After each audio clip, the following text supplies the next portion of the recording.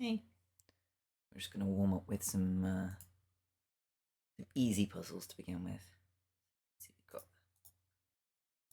these two blocking the escape from this square. So we check here, defended by the bishop. That's checkmate. And then, well, that would be a mistake, but we've got that, and that's checkmate. Okay, king again, very unsafe.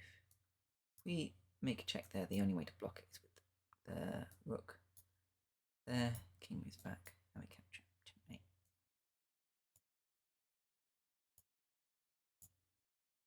There we go. I'd like to get to 10, I think, before we start. So the king, if I check here, has to go into the corner, at which point that looks to be checkmate. No interference from the queen. No. Okay. There we go. Now, good pattern to know this one. Got two pieces working down here. Now, if we check here, white has two pieces defending this square. So we want to push the king away. How do we push the king away? Well, to force the king, you make a check. Check, king moves away, then we move down.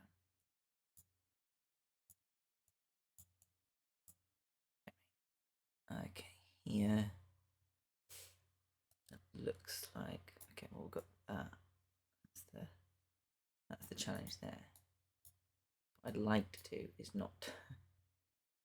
Oh, well, if I do that, and then I check there, I win the queen. Is that good enough?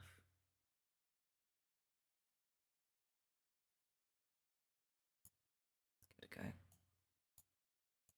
There we go. Here. What do I want here?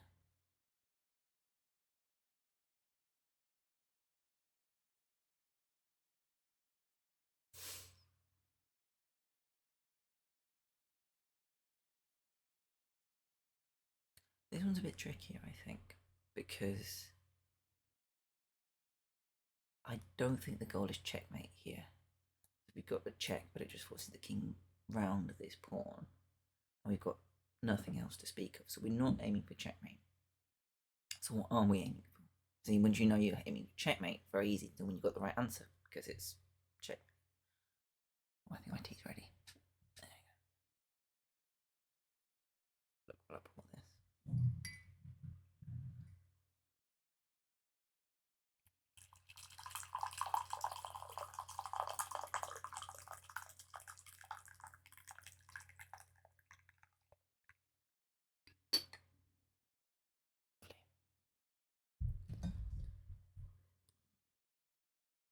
So with white to move, pushing the pawn is an obvious one, but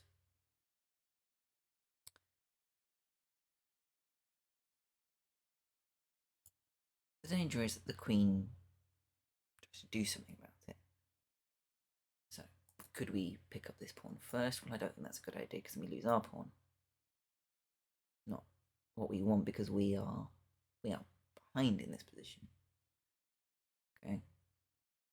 This is our one asset. So what I want to do here, I think, is check there, which will stop the queen from coming here and defend the pawn all the way down. It's called the shepherding position. Usually we refer to it when we use the king. I think this is what we're after.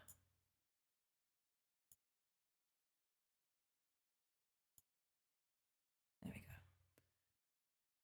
go. Okay, in this position, queen is en prise. So we should take into account.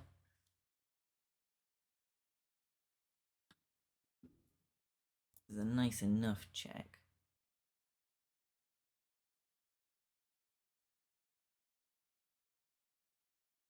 King moves to h8. Then we've got knight g6 check, the revealed discovered attack on the rook. Looks solid to me.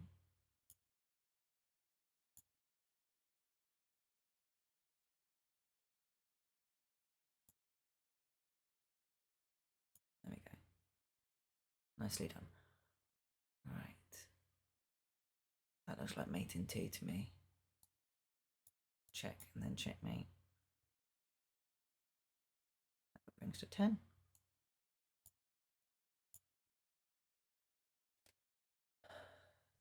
There we go. I might come back and do some more in a minute. I said I'd update you. This is my update. So as you can see behind me, I printed out a checklist of things I had to do this week, my study plan. Now I have to confess, it's not been there all week. I realised quite quickly, it's up on the wall. Oh yeah, I can see it.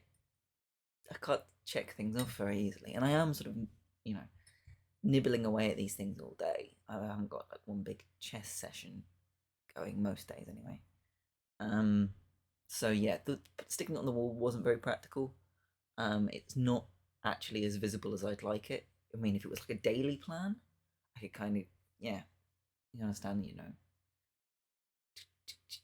sort of daily game, play 15 plus 10, analyze 15 plus 10. I made some changes. I'm going to admit I did make some changes to the original study plan for a couple of reasons.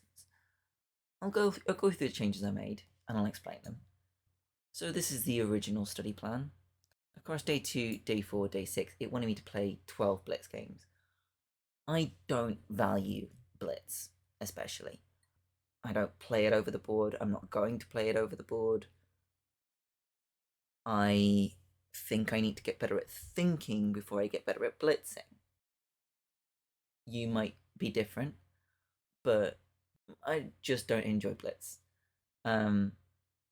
It's one of those things. I just don't find it that compelling. Like, I don't think I'm learning anything. I think I'm playing bad chess. I think quite often I win through my opponent's stupidity rather than my own skill, which of course happens in longer forms of chess as well, but not as much.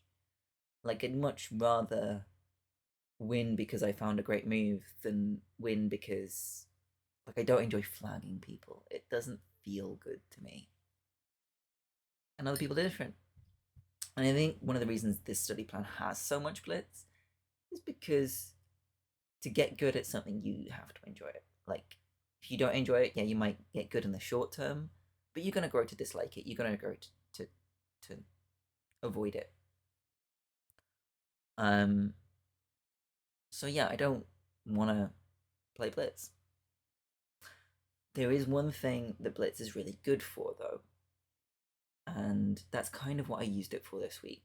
I did play 4 blitz games right in the middle of the week, and I used that to work on my openings, because obviously with blitz games you play more games, you get to play the same types of setup in a short period of time, so that it's really good for reinforcing openings. People don't always play the same stuff in blitz than they do in classical. That's a big problem, especially at lower, well, not necessarily lower ratings, but intermediate, certainly, sort of non-titled club players. Yeah, you're looking at people playing weird gambits and sidelines, and but hey, it's good for sort of seeing what's out there. So I didn't play that much blitz. Here's the study plan I actually did study from. I have color coded this. You can't see on the wall behind me, but I did do this all week. I gave each day a color, and that way when I checked things off, I could see what day I actually completed it on. And you can see I completed things on Monday. I completed a lot of things on Tuesday. I felt quite bad by the end of Tuesday, I have to admit. Yeah, so I played more 15 plus 10 than I did. I changed the blitz to 3 and 2 because if I am going to play blitz, I want to spend as little time doing it as possible.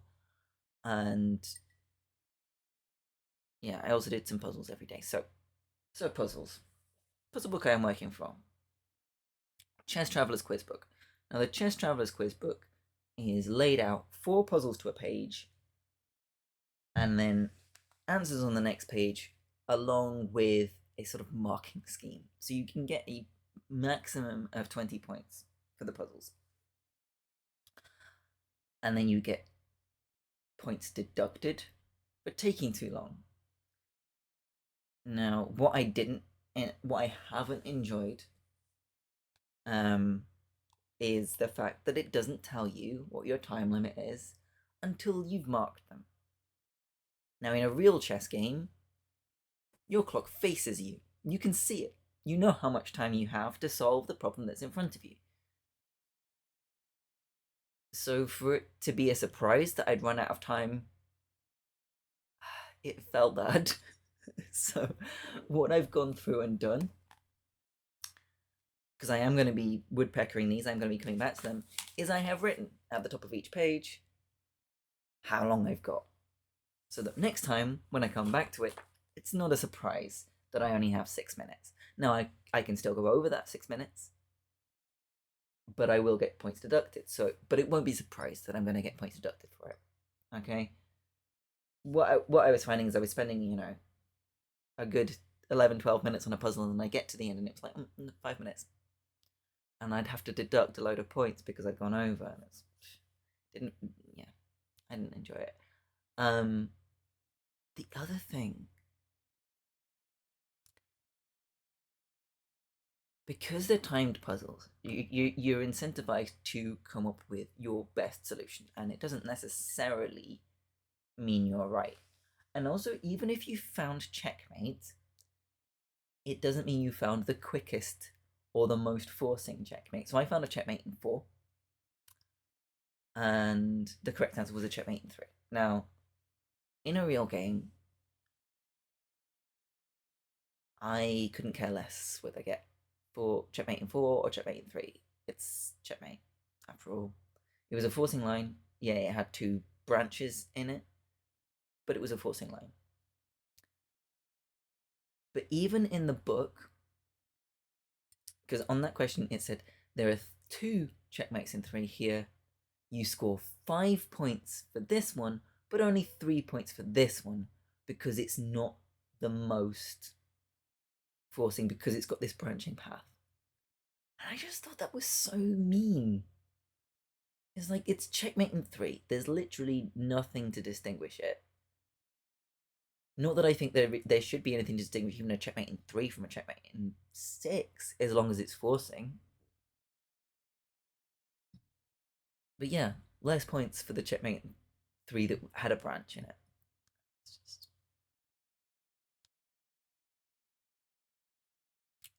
Anyway, the point I was getting to is...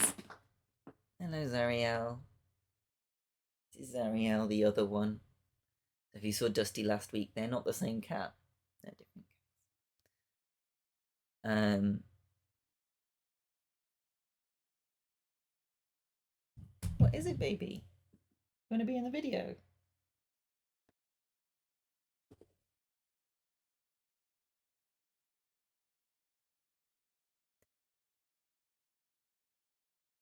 Where was I? You're distracting me, baby.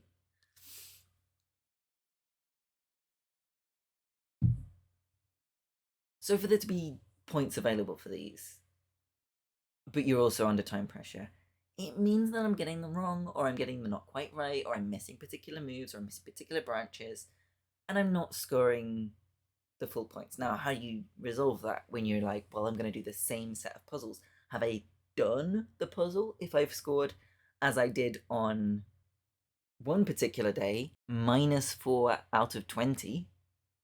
If I've scored -4 out of 20, have I completed that set of puzzles?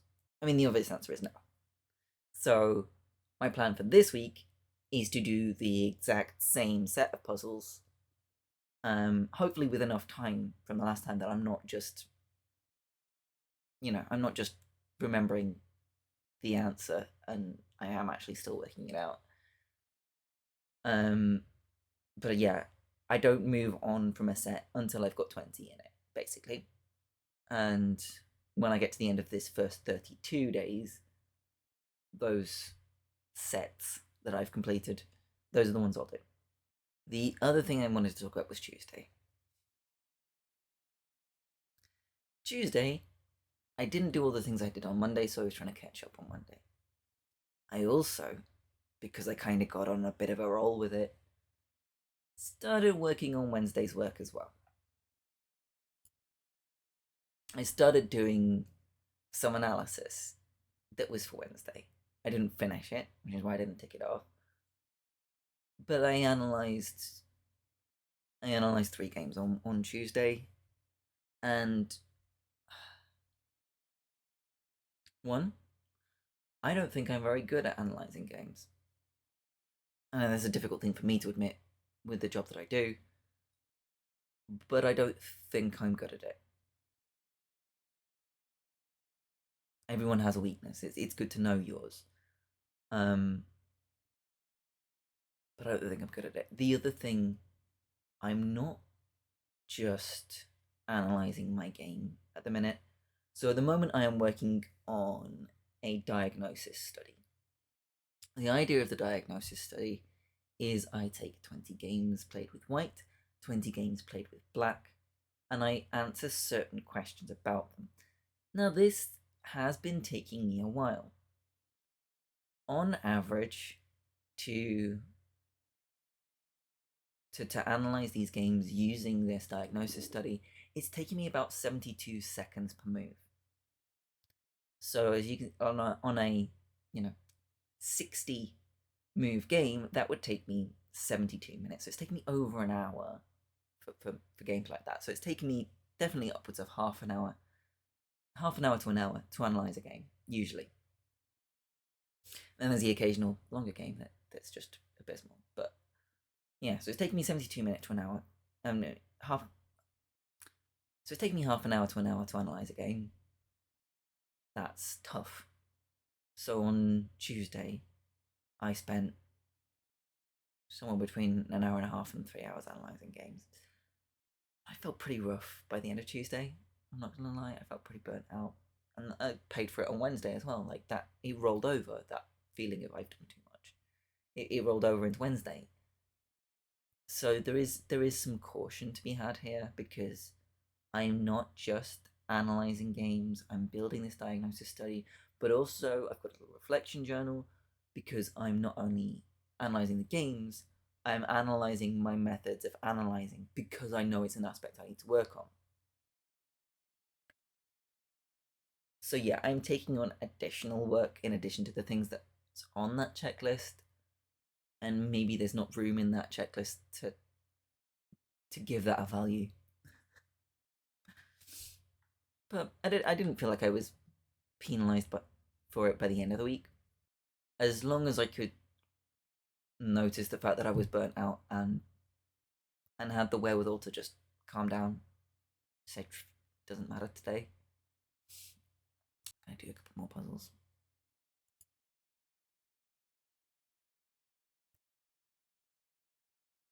That looks like checkmate, just straight away.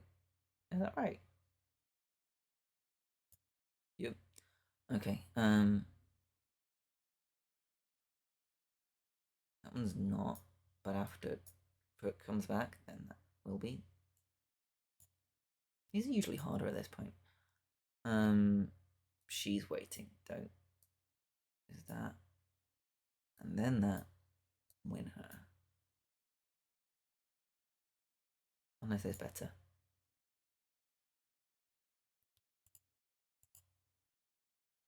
Got a good move, find a better one. Check.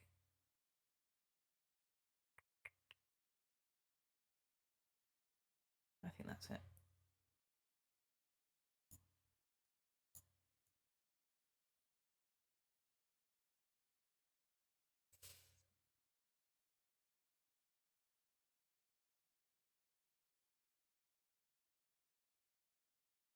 Check here. King moves out, then got that across.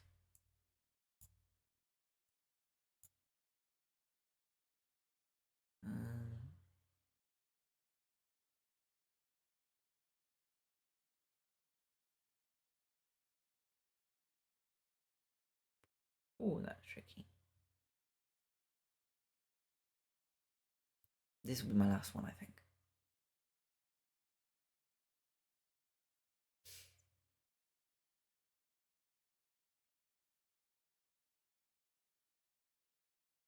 Oh, if I move the king to c2, bishop takes, I take back, and then that pawn's gone. Can I do better than that?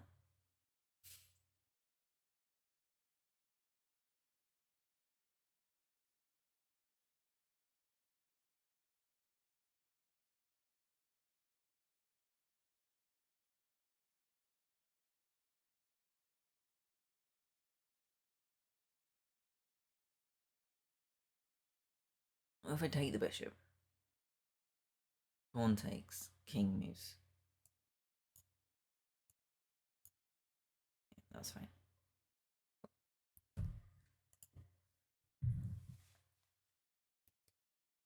So the next thing was the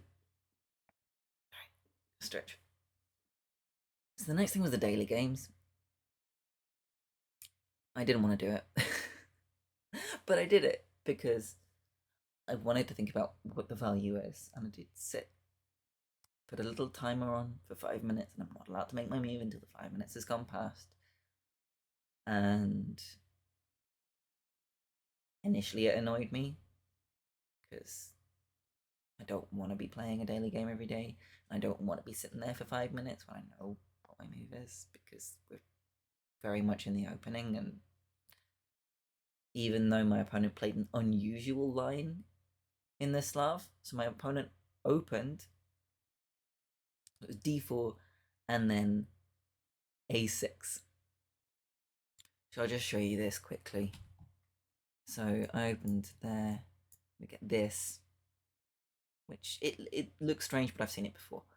C4, c6, d5. So it's just a Slav. I'm not going to go any further because that could be a big mistake. My problem with daily games, by the way, is that the only time I've ever got caught cheating in chess was accidental. And what it is I like to study openings on chess. And I like to look at lines and see what's going to happen. And at the time, I was playing like 10 daily games, and I knew I'd seen an opening recently, and it didn't occur to me that it was in one of my daily games, and I looked at it, and I immediately lost the game because, hey, I cheated. And you can't appeal it, you can't do anything about it because they just don't believe you, because the number of people who genuinely do just cheat. Yeah, so that really felt bad. That really felt rotten. That felt like I'd been accused of something despicable. Like the treatment I got from like lead chess support when I tried to reach out was just like really, yeah. There's no appeals process, no recourse for like clearing my good name. So yeah, no, that's the black mark on my record. I'm going to be open about it because you kind of have to be. So yeah, that soured me for daily chess. I didn't play daily chess after that. That was the second incident I had with daily chess. The first one was that the correspondence chess, the International Correspondence Chess Union, wouldn't let me have time off when I was really struggling during lockdown too. They wouldn't let me take a break in my games. I was just like, you know what? I'm just gonna resign every single game. I don't care about this anymore.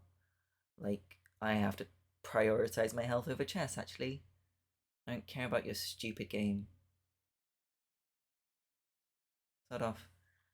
So yeah, I don't play correspondence chess anymore. I have bad feelings towards daily chess. It has value, I think, in that it is the first thing you do in this plan. So it is the sort of established setup of the routine. Is you wake up, you do your daily move, and then you move on with stuff. So it kind of sets that up, and the fact that you have a time limit on that means you can't skip a day very easily. I mean, I went for a 3-day game.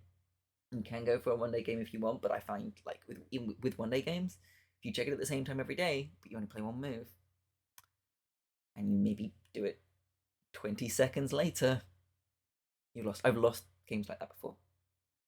Well, literally, I have been trying to think of my move, and I have seconds left on the clock in a correspondence game because I played a 1 day game, and I do it at the same time over breakfast every day. So yeah, it's a 3 day game because then you've got 1 day if you mess up, and then that little bit of extra time because if you're doing it at the same time every day, seconds can make a difference. As you can see, around about Friday, things started to fall apart. I was tired, not gonna lie. I was catching up Thursdays. I did a lot of work on openings on Friday because I was using those blitz games that I had. And then Saturday, I went to Sheffield to play in the semi-finals of the county championships. I won my game. We won the match, which means we're going to the finals. Unfortunately, I won't be going because I will be Deputy Chief Arbiter at the Northern Giga Final that weekend, which, yeah, there's no way of persuading me out of that. That's a solid gig, that is. A lot of fun as well. Hard work, a lot of fun. So yeah, and then the end of the end of the week, by Sunday, I was a little bit tired. I didn't play a game on Sunday. Did 23 out of 27. 3 of the extra credit things. I didn't count this because it's just like, well, if you've got things you can do in any order, but then you've got priority things, you shouldn't get the points for the any order things until you've done the priority things. Like, priority is priority, right? So you should be penalized for that. But anyway, I got 26 points, which means I can move to week 2. I'm not going to go through week 2 bit by bit. It's going to be much the same. It wants me to focus on one thing on a Sunday or like on the day 7. I don't think that suits me. I think a little bit each day suits me a lot more. And like if I want to do a deep dive on openings at any point, I just go ahead and do that. Yeah, I think these updates are going to get a little less itemized going through this stuff, and a little bit more what I've been thinking about this week. I might have a spicy take about endgames for next week. That's something to look forward to. I've got a spicy take about endgames. It's mostly been born out of these studies that I've had. But this video is long enough. Thank you for keeping me accountable for the last week. I will keep you updated again this week. I'm back to work this week full time. Well, not full time. That's full time as it gets. But I will check in on you next time. One thing before I go. If you are in the vicinity of Salford this weekend, We Invented the Weekend is a 2-day festival, and fingers crossed I should be there on the Sunday. So on Saturday I'm running a tournament at Millennium Powerhouse. So details for that are on my blog. If you know a young person who would like to come along to a beginner-friendly tournament, don't think that, if you're not a beginner, you can come and stomp these beginners, because I'm not going to allow that. If you know a young person who's a beginner who'd like to try out maybe their first or second tournament, this is a good, safe one for that. So that's on a Saturday, and then We Invented the Weekend is all weekend. That's in Salford. So there will be 3 chess tables on the Saturday, and then on the Sunday, there are 2 simultaneous displays by Grandmaster Gawain Jones, and also a Puzzle Rush demo. International Master Malcolm Penn will also be there hosting the event, and you might see me. I'm not doing anything special. I'm just gonna be there, helping out and making sure the event runs smoothly. So, be a lot less calm than this. But anyway, thank you for watching. Thank you for keeping me accountable. Maybe I'll see you this weekend. If not, catch you again next week. Well, hopefully, spicy take on endgames. Subscribe for that. See you next time. Bye.